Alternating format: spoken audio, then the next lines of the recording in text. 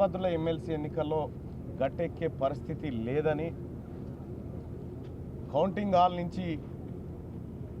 ఉత్త చేతులతో పోవడం ఎందుకని అధికారుల మీద మన్ను పోసిపోయే కార్యక్రమం చేస్తూ ఉన్నారు.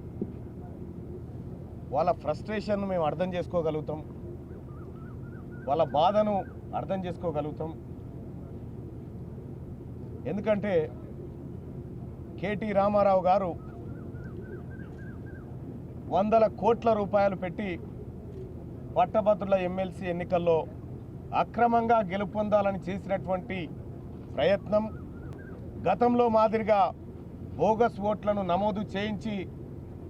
తద్వారానైనా లబ్ధి పొందాలనేటువంటి ఒక కుతంత్రం, అధికార పార్టీ అభ్యర్థిగా ఉన్నటువంటి నాపైన అనేక బురదలు జల్లి గెలవాలనుకున్నటువంటి అన్ని ప్రయత్నాలు